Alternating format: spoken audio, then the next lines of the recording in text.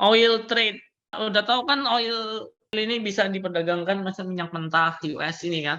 Ya pertama peringatan resiko dulu. Jadi untuk produk forex atau CFD ini punya apa namanya resiko tinggi ya. Jadi kemungkinan bisa kehilangan seluruh modal yang Anda investasikan. Terus untuk kayak ya saran atau apa di webinar ini itu sifatnya cuma sebagai education aja atau tidak memiliki keharusan atau diikuti atau di-follow gitu. Jadi peserta sudah mengetahui resikonya. Ya, Merik. Resiko loss besar, resiko profit tinggi juga besar. Kenapa kita harus trade oil? Yang pasti ini oil ini kan important commodity ya, yang penting digunakan sama industri, ya mobil, alat transportasi itu semua pakai oil. Jadi harganya tentu istilahnya kalaupun dia naiknya pasti kan tidak terlalu tinggi atau tidak kecuali ada satu kondisi khusus ya, di mana misalnya kayak perang atau misalnya kayak kebakaran di rig atau tempat eksplorasi minyak gitu. Nah, terus yang kedua juga ini kan unrenewable resources, jadi resource yang istilahnya tidak bisa diproduksi dalam waktu yang singkat. Jadi tentu ini menentukan supply ya, supply and demand. Jadi di mana jika satu kawasan istilahnya sudah menipis persediaannya, tentu supply-nya itu akan lebih sedikit ya. Jadi produksi oilnya akan berkurang gitu. Nah, terus yang ketiga, ini stable range of trade. Jadi ya seperti tadi saya bilang kan ada penurunan, tentu penurunannya tidak serta-merta tinggi sekali ya. Kalau dibandingin kita lihat di gold, satu hari satu momen itu bisa yang paling ekstrim kan sekitar $50 atau sampai $100 kan. Pernah lihat kan Amerika. Ya, nah itu makanya untuk di oil ini range-nya memang beberapa tahun belakangan ini semakin melebar ya. Dari yang awalnya sekitaran 200 pips, sekarang bisa di range sekitar di atas 800. Paling rendah ya sekitaran 300 sampai 400 gitulah tiap hari. Ya kemungkinan ini masih dalam situasi perang, terus ada pandemi juga kemarin kan sisa untuk kondisi ekonomi yang istilahnya maju kena mundur kena istilahnya gitu. The Fed naikin suku bunga, banyak bank kena bangkrut. The Fed nggak naikin suku bunga, inflasi tinggi, maju kena mundur kena. Ini istilahnya mau dihentikan kenaikan suku bunganya, ya ini istilahnya masih belum mencapai target ya inflasinya kan. Targetnya kan sekitar 2 atau 3, sekarang udah di sekitar 5%. Nah, kalau misalnya sampai dihentikan sekarang, takutnya ini akan seperti terlalu dini lah. Jadi bukannya inflasi akan turun lagi, tapi mungkin akan naik lebih cepat dari sebelumnya.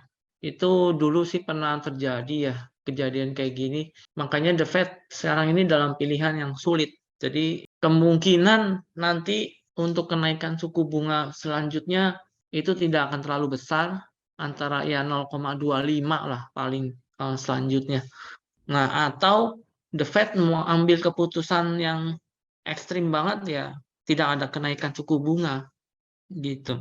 Oke, terus yang keempat, control of production. Nah, jadi kan kalau misalnya oil ini tidak bisa, kalau sudah diproduksi, dia itu sifatnya istilah katanya kayak nggak boleh kelebihan untuk produksi gitu. Jadi harus tetap dikontrol terus. Berapa supply, berapa demand, berapa ini. Jadi kelebihan supply, penyimpanannya itu memakan biaya juga sebenarnya.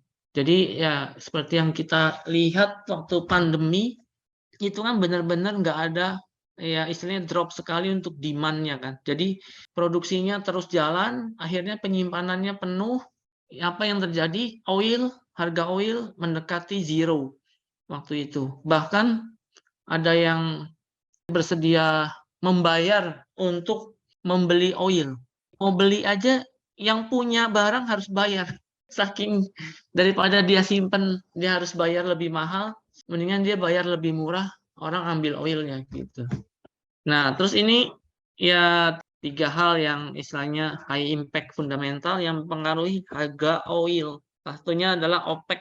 Jadi setiap kali OPEC mengadakan meeting, kita mesti benar-benar fokus. Istilahnya kalau nggak ada posisi ya lebih baik jangan ada posisi gitu.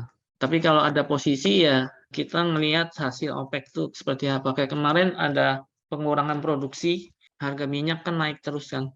Hari ini juga bandel banget, naik turun akhirnya nge-flat. Nah, terus ada namanya economic report. Economic report ya seperti yang tadi kita kiblatnya ngelihat ke US, berapa gimana ekonomi ininya, dan juga bukan US aja ya, mungkin kita ngelihat supply demand dari misalnya China atau India atau negara-negara yang memang lagi butuh minyak gitu. Nah, terus economic report juga seperti COI itu crude oil inventory. Jadi itu kita bisa ngelihat supply-nya, demand-nya banyak atau enggak dari persediaan yang dicatat melalui economic report yang kita bisa lihat di Forex Factory. Jadi seperti minggu lalu, oh ternyata masih ada surplus, artinya masih ada persediaan di gudang atau di penyimpanan, berarti supply-nya berkurang gitu loh. Nah, kalau supply berkurang berarti kan istilahnya kita bisa lihat kondisi ekonominya sedang tidak baik atau misalnya ya lagi wait and see atau nah makanya harga oil itu bisa menurun gitu kan. Tapi bukannya begitu data keluar harganya langsung turun. Jadi mungkin bisa turunnya sehari atau 2 hari setelah rilis data itu gitu. Dan tentu yang ketiga ini adalah masalah political issue dan pandemik ini yang tidak terjadwal ya. Jadi tiba-tiba bisa ada rudal ditembak ke Ukraina atau apa ya, harga oil itu bisa spekulatif akan bergerak naik dengan cepat gitu. Dan juga seperti kemarin pandemik yang bisa menyebabkan istilahnya produksi atau permintaan akan oil itu berkurang dengan drastis. Jadi ini kurang lebih ya high impact banget fundamental yang kita harus watching kalau kita sudah bertransaksi dengan namanya oil. Nah, ini sekilas tentang pergerakan oil ya dari tahun 1070 sampai 2020.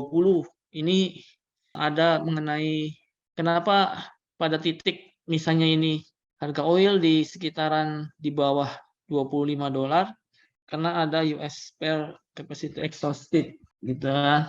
Terus 73 tetap harga ini naik karena ada Arab embargo dan lain-lain ini ya.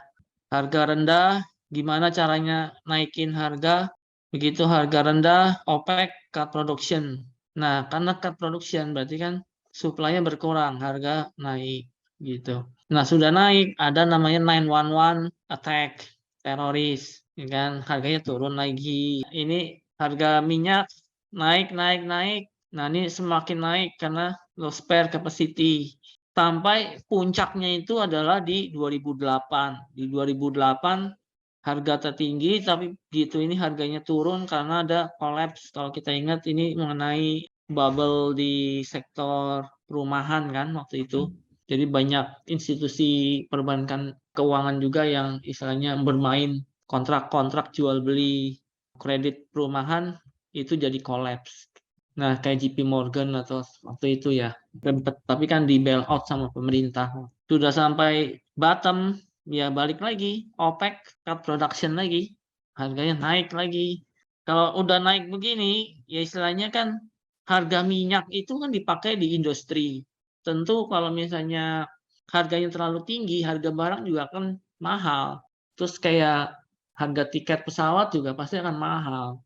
Nah, tentu saja makanya kenaikan harga ini seolah-olah kayak kita ada yang membatasi gitu. Oh, jangan sampai terlalu tinggi nih sampai harga sekian. Nah, makanya ya inilah ada OPEC production quota unchanged despite low oil price. Jadi OPEC ya berpengaruh banget ya, pegang kunci banget gitu. Terus nah terakhir harga oil terkoreksi karena pandemik, benar-benar mengurangi permintaan oil, di mana-mana lockdown. Jadi nggak ada orang yang kerja keluar ini segala macam.